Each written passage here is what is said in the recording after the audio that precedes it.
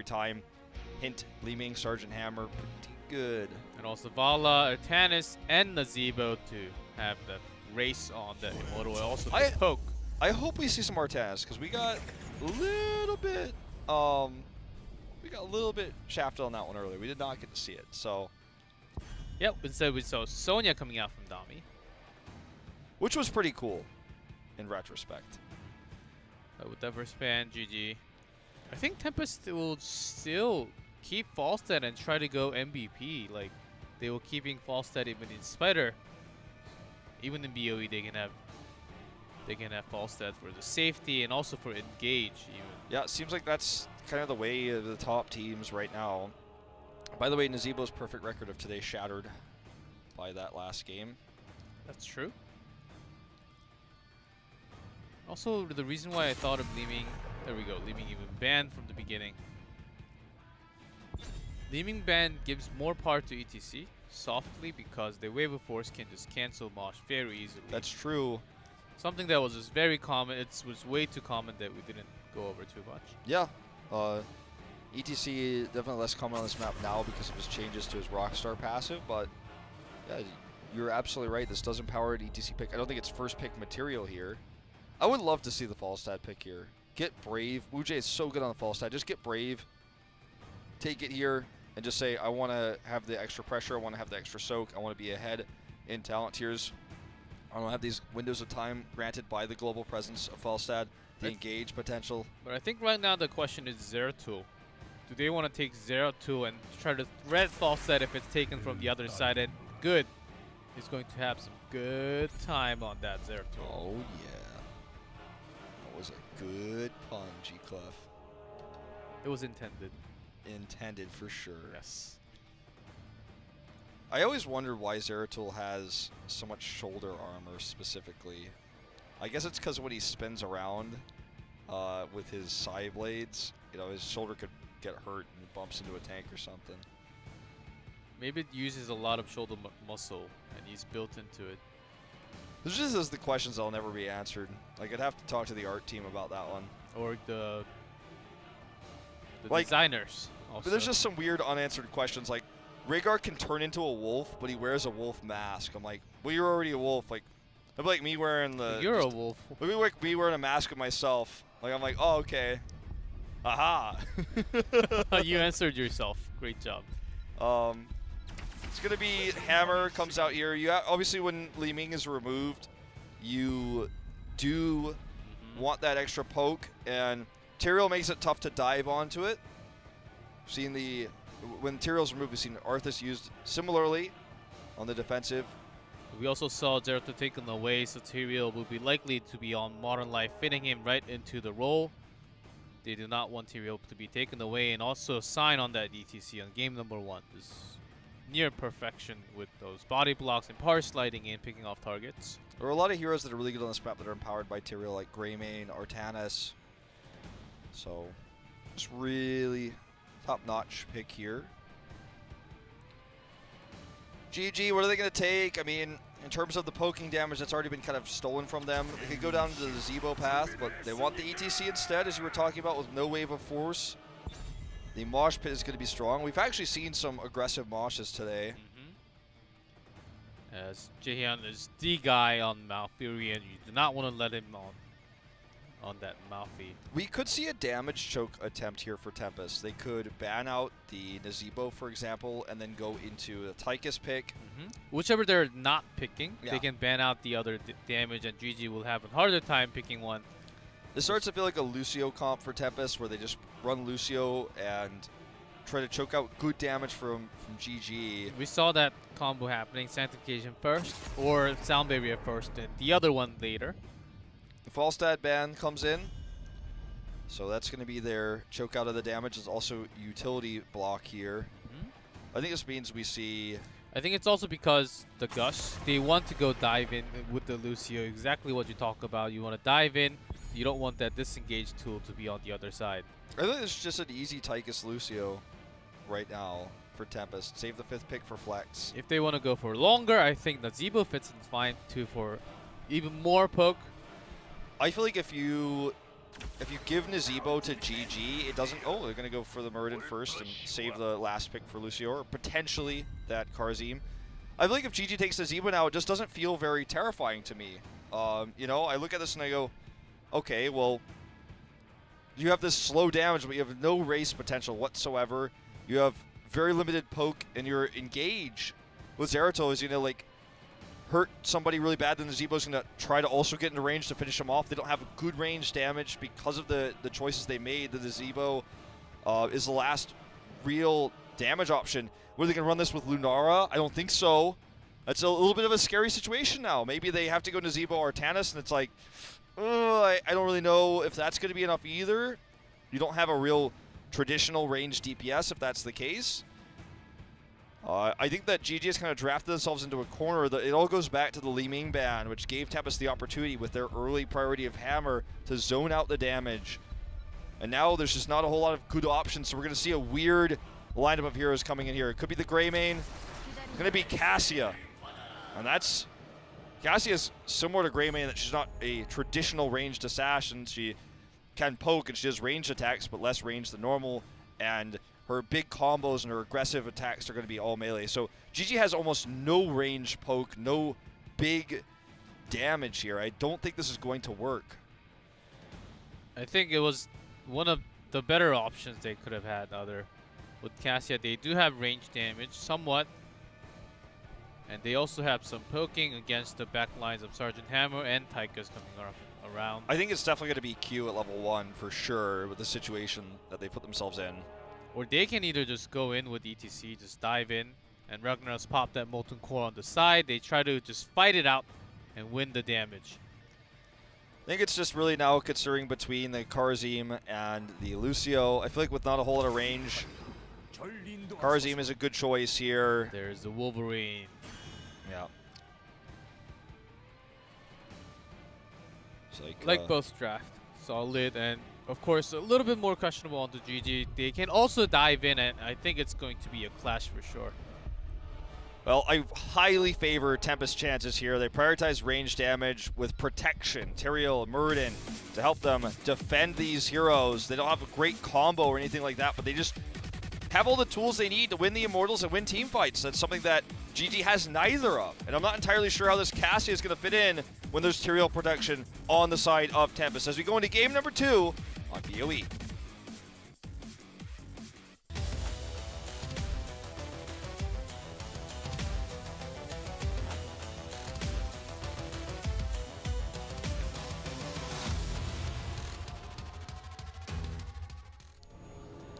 In blue, GG, BDG on Cassia, Jaehyun on Malfurion, Good on Zeratul, Hooligan on ETC, and Ujay on Ragnaros. And in red, Tempest hide on Karazim, Duck Duck on Sergeant Hammer, Lockdown on Taika, Sign on Muradin, and Modern Life on Tyrael. It's actually not going to be the upgraded Q for poke damage at level 1, so already really questioning this choice. Maybe they are thinking of diving in with Zeratul's harass onto the back line. They would need to bring some real coordinated teamwork there. Oh, it would have been 2 stacks right there. Already with most damage. All right, Good is actually really aggressively positioned. Like, he was like body blocking them cloaked. There's not a whole lot of CC on the side of Tempest though, minus the Stormbolt, so I guess you probably would have been fine. This is going to be the solo lane. It's going to be very difficult to gank a Tyrael though. They try, but he already had set up the Eldruins. Yeah, this is much stronger, and uh-oh. You can have some armor when you move, but it's not going to be enough to prevent all damage. With that, without Cassia available for GG right now, and the passing of ETC is also questionable. Yeah, I mean, this is just looks silly, actually. They're coming down to cover. They were in a rush. They were missing a member, and they were losing lots of, not too much EXP, but they were losing lots of the health onto the first wall. Let's see how BG makes this work later on. There's definitely some opportunities to catch heroes like this. Goes in for the bend, there it is. So, I mean, it can be done. Hyde actually going to help secure the counter kill, so it's going to be a 1-for-1.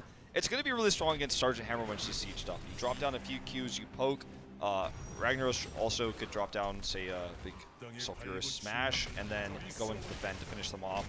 Poke and upgrade that at level 7 for the increased damage at sub 50% health.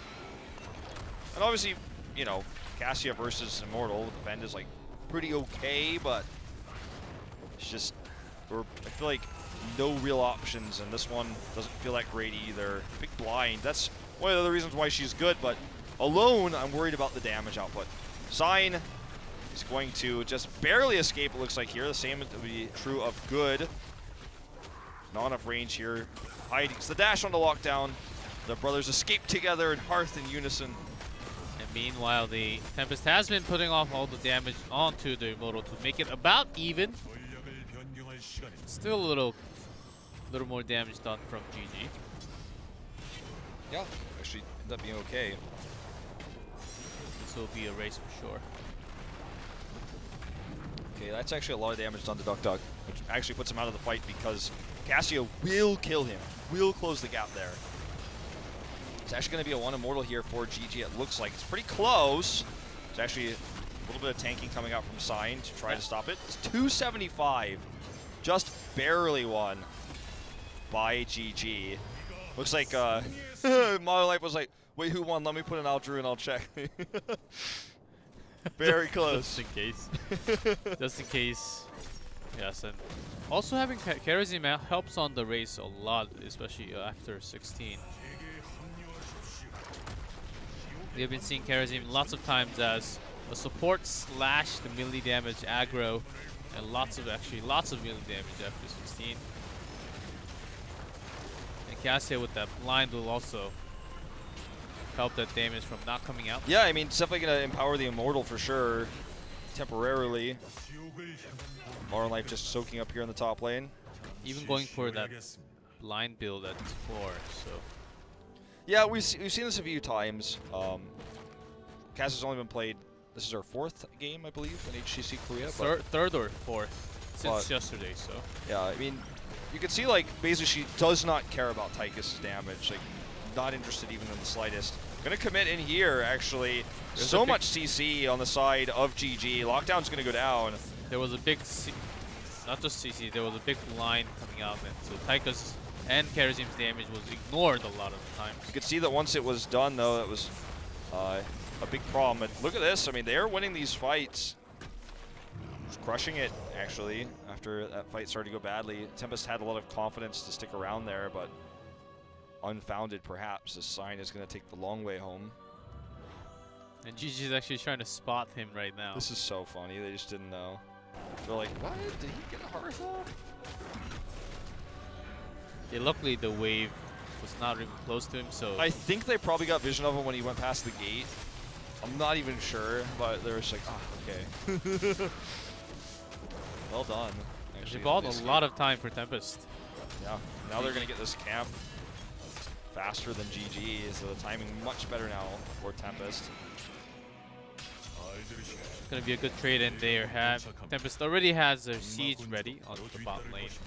So upgrading actually the trait for healing, I believe, at level 7 instead of upgrading the Fend. So didn't expect that, but I guess it hasn't really been necessary for BDG to get the kills so far. The extra damage has been hitting the blinds pretty consistently and closing the gap, so just wants to have more sustainability. Good actually will get picked here though. Nice rotation down by Sign and Hyde. Now BDG is going to have to back off. He's going to be protected while moving again, but he's just super outnumbered right now. This is an amazing start for Tempest on this first Immortal phase. Before halftime, theirs hasn't taken a single scratch as they knock it down to 10,063. That's not half. I'm not great at math, but it was 63 hit points. It shouldn't be there, right? That's all I'm saying. Well, it's close. It's very close enough. So. The Immortals don't have 20,126 hit points. It's 20,000. You're on top of math today. Yeah. Like 10,000 times 2 is 20,000, but 10,063 times 2 is not. Well, here comes Hyde right into Jaehyun. Jaehyun seems to be the target for now. The blind is going to work for some time, but Jaehyun is in trouble and gets taken down. Ooh, the counter kill though. BDG gonna take out Hyde. That's no more heals, and this is actually gonna be BDG popping off. That's the double there for him. So 3 kills total. As Modern Life is just trying to do cleanup duty in the top lane against that siege camp. The neutral camp was taken earlier.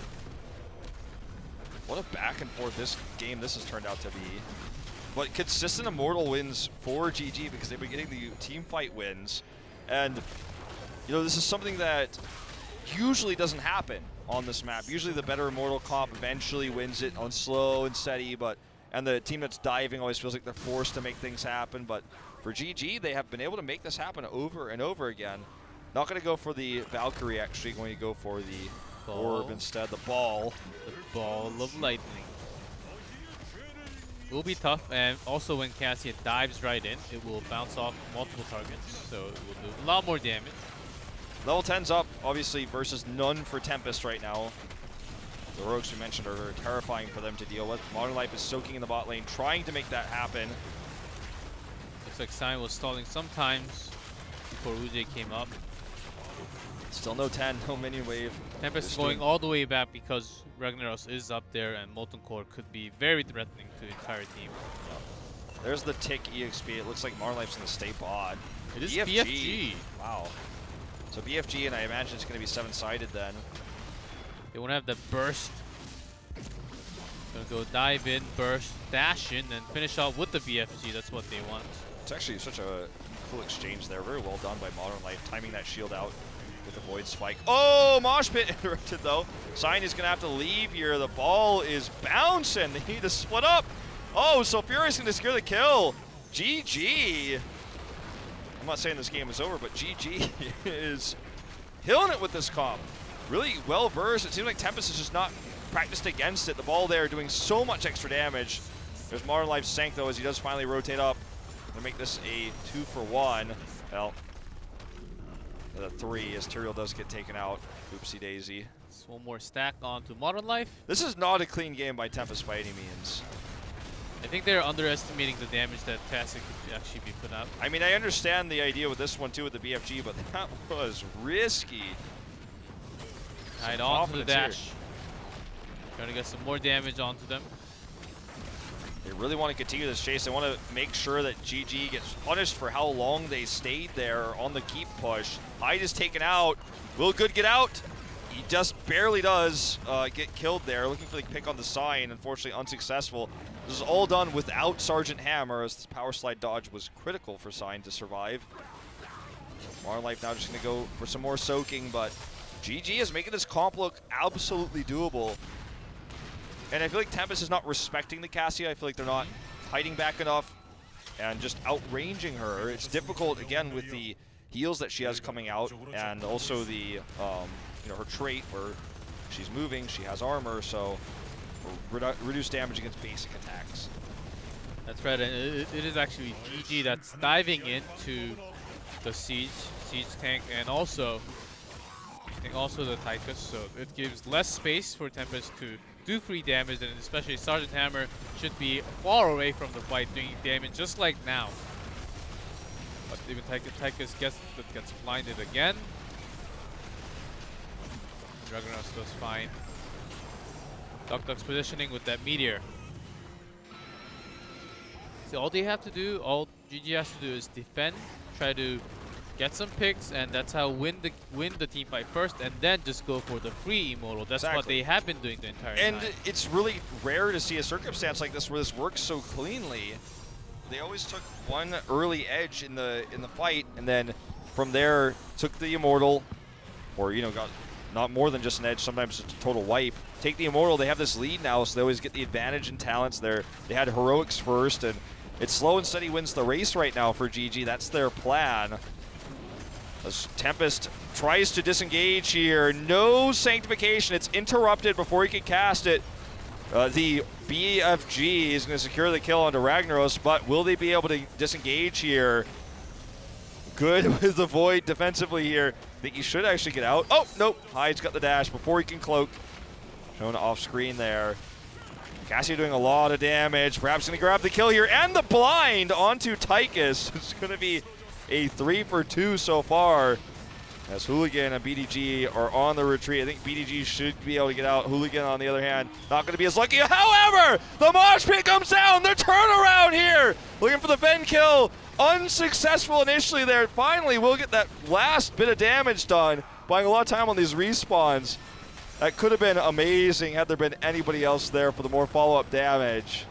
That was pretty nuts. Am I the only one that got chills from that play? 3-man mosh and BDG going right in, and even Blind used that perfect timing on both, not just both, all 3 targets for the Blind right after the mosh, so no damage can follow up right after. That was pretty sick.